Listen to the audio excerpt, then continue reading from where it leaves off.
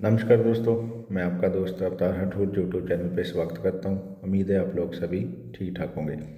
दोस्तों, जो आज का वीडियो है, मैं वीज़ा की रिकॉर्डिंग जो एम्बेसी में हमारे इंडिया में न्यू दिल्ली में चल रहा है, बांग्लादेश या नेपाल और इंडिया के लिए प्रोसेस है जो, उसके बारे में बात करेंगे। और इधर रोमानिया में भी वर्क परमिट जब अप्लाई हो जाता है तब उनका भी प्रोसेस के बारे में हम थोड़ा बात करेंगे। और थोड़े एक दो आपके कमेंट भी आए थे क्वेश्चन के रिलेटेड, मतलब कि इंटरव्यू के वक्त में वो भी आपके डाउट है जो क्लियर करूँगा, कोशिश करूँगा मैं। अगर फिर भी कोई ना कोई क्वेश्चन आपका रह गया हो तो आप कमेंट बॉक्स में कमेंट कर सकते हो और मैं आपका रिप्लाई दे दूँगा, या फिर नेक्स्ट वीडियो में आपका रिप्लाई दे दूँगा। ठीक है दोस्तों, अभी हम शुरू करते हैं। पहले तो जो लोग इंटरव्यू दे चुके हैं उनके भी मैसेज आते हैं। जो लोग इंटरव्यू ऑलरेडी उनका हो चुका है और ज़्यादा दिन हो गए, वो बोलते हैं सर अभी हमारा मैसेज आते हैं, अभी हमारा अप्लाई इतने तारीख को इंटरव्यू हुआ है और हमारा अभी तक जो डिसीजन नहीं आया, भी हमारा वीज़ा लग गया है या नहीं लगा है। तो उसके सिलसिले में मैं आपको, देखो मतलब पहले था जो अप्रैल मार्च में था, फरवरी मार्च या लास्ट, पहले क्या था, जो वीज़ा रिजेक्शन होता था वो देर में आता था और जिसका वीज़ा लग जाता था वो पहले आ जाता था। एक एक वीक में भी हमें वीज़ा लगकर मिल जाता था इंटरव्यू के बाद। लेकिन अभी जो है, अभी इन्होंने रूल या तो इंटरव्यू इतनी कर दी है, जहाँ उनके सिस्टम थोड़ा स्लो है। जो स्टिकर होते हैं ना, उसके अपडेट के बारे में यही है, अभी 1 महीने से ज़्यादा लग रहा है। अगर जिसका भी आपका इंटरव्यू हो चुका है, ठीक है, जहाँ होना है, तो ये मत समझिए जहाँ आप अपने एजेंट से पूछ रहे हैं जहाँ भी कोई आपको बता नहीं रहा, ऐसा नहीं है। क्योंकि अभी पूरा सिस्टम क्लियर है उनका, क्योंकि अपॉइंटमेंट पे डेट पे ही आप जाते हो, विदाउट अपॉइंटमेंट नहीं जा रहा है आदमी, ठीक है। और अपॉइंटमेंट पे जाते हैं और उसके बाद मेल ही आता है। अब पहले क्या था, पासपोर्ट कलेक्ट करने के लिए भी विदाउट अपॉइंटमेंट जो एजेंट लोग हैं उधर न्यू दिल्ली में, तो आपका जो पासपोर्ट है कलेक्ट कर लेते थे लिस्ट के हिसाब से, लिस्ट लग जाती थी। लेकिन अभी उन्होंने क्या कर दिया है, अभी आपका जो मेल होती है जहाँ से आपकी ई फाइलिंग हुई है वीज़ा प्राप्त करने के लिए, वहाँ ही आपको डिसीजन के मेल आता है भी आप अपना डॉक्यूमेंट लेकर अपना पासपोर्ट कलेक्ट कर सकते हो। वो एजेंट को ही मेल आता है, एजेंट के पास ही आपके सो डॉक्यूमेंट होते हैं जो भी होते हैं, ठीक है, वो कलेक्ट करते हैं। अभी वही मैं आपको बता रहा हूँ, क्योंकि हमारे भी दोस्त लोगों के, जो हमारे ऐसे कैंडिडेट थे जो जिनका 1 महीना पहले इंटरव्यू हुआ, उनमें से एक दो वीज़े लगकर पहले हमें मिल गए थे, एक वीज़ा, और लास्ट वीक हमें मिला, उनमें से एक रिजेक्शन था, एक लग गया।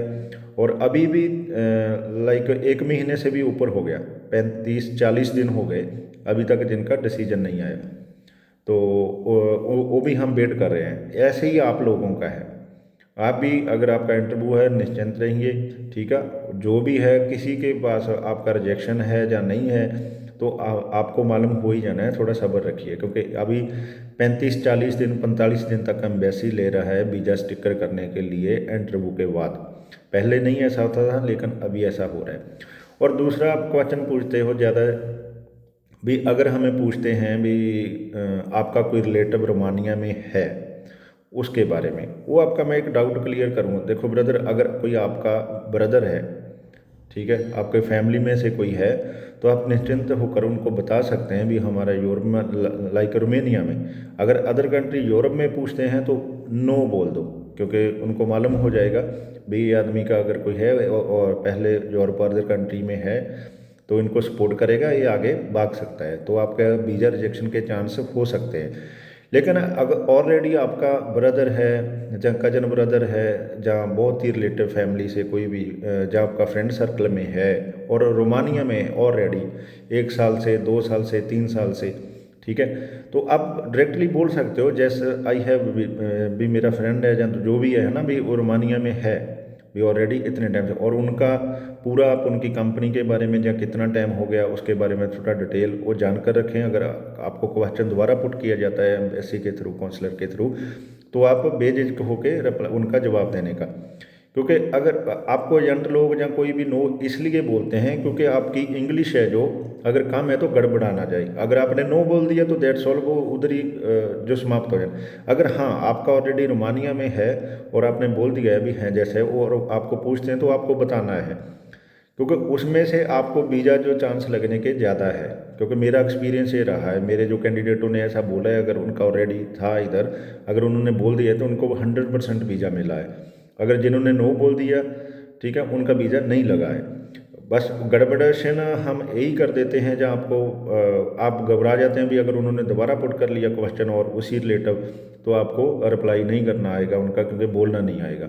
इसी वजह से आप नो बोल देते हो तो आपका रिजेक्शन होता है वीज़ा। अगर आपका ऑलरेडी कोई है तो उनकी डिटेल बारे उसका जो भी पूछ सकते हैं, उसकी फैमिली के बैकग्राउंड जो कुछ भी आपको सवाल पूछ सकते हैं भी, आप उन कैसे जानते हो। लाइक पहले एक बार वीज़ा हमारा वीज़ा रिजेक्ट हुआ था।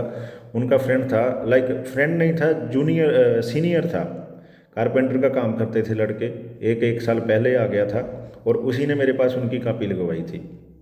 और जब उनसे पूछा उन्होंने बोल दिया भी मेरा फ्रेंड है उधर। तो उनको बोला भी कौन है, क्या डेट ऑफ बर्थ क्या है उसका, तो उन्होंने बोल दिया। वो उन्होंने बोला भी वो तो 5 साल बड़ा है, आपका फ्रेंड कैसे हो गया। उस लड़के को वही बोलना नहीं आया भी मेरा वो सीनियर था, हम एक जहाँ हम काम करते थे वहाँ हमारा दोस्ती हुआ और वो मेरा सीनियर था। अगर ऐसा बोल देता इंग्लिश में, उसका 100% वीज़ा लगना था। उनको डाउट हो गया भी इसने झूठ बोला है, भी इसका फ्रेंड नहीं है, ऐसे ही बोल दिया।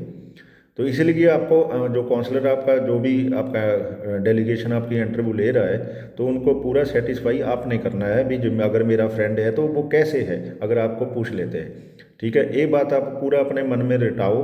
अगर वो कोई भी किसी ने इंटरव्यू देना है तो इस बात में अगर आपका कोई रिलेटिव है तो उसके बारे में पूरी इन्फॉर्मेशन लेकर आप दे सकते हैं। अगर नहीं भी पूछते, आप अपना डॉक्यूमेंट भी उसका अगर कोई खास है आपका डॉक्यूमेंट भी लगा सकते हो। जैसे हस्बैंड और वाइफ का वीजा वर्क परमिट अप्लाई हुआ है और वो डॉक्यूमेंट लगा देते हैं। मेरा ऐसा भी लड़के ने एक लगवाया, मैंने इंटरव्यू करवाया था, तो वो डॉक्यूमेंट देखकर उसने पूछा भी ये कौन है, उसने बोला दिस इज माई हस्बैंड, ये मेरा हस्बैंड मेरे घर वाला है, और उन्होंने वीज़ा दे दिया उनको, ज़्यादा सवाल ही नहीं पूछे, ठीक है।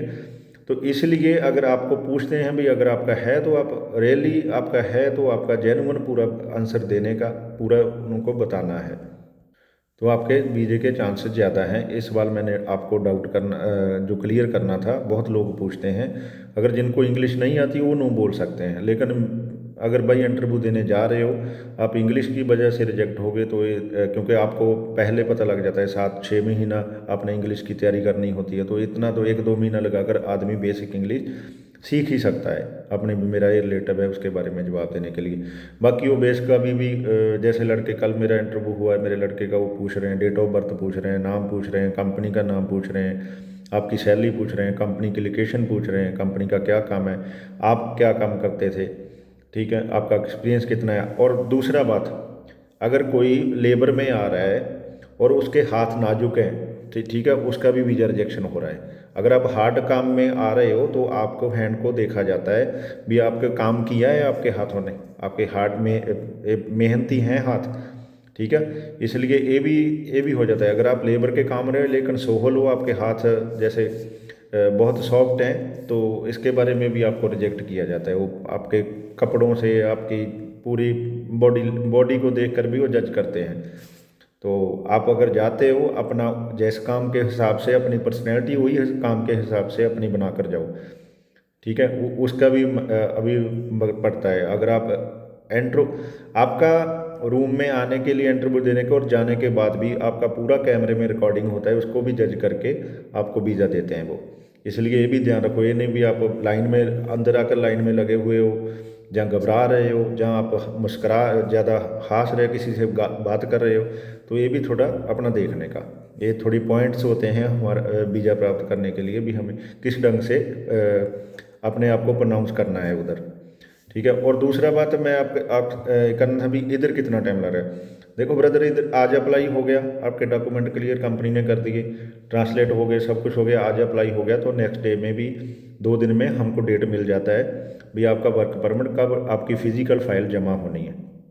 अभी 3-4 मंथ का इधर टाइम में डेट मिल रहा है आपका फ़िज़िकल फ़ाइल जमा होने के लिए।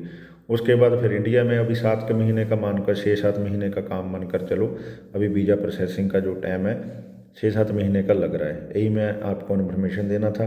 बाकी अगर कोई और इन्फॉर्मेशन चाहिए, आपने कोई वीज़ा अपना चेक करवाते हो जैसे, वो मेरे व्हाट्सएप नंबर पे आप मैसेज कर सकते हो। मेरा नंबर वही है 0784 076 716। तो आप मैसेज करके कुछ भी पूछ सकते हो, नो प्रॉब्लम। धन्यवाद दोस्तों।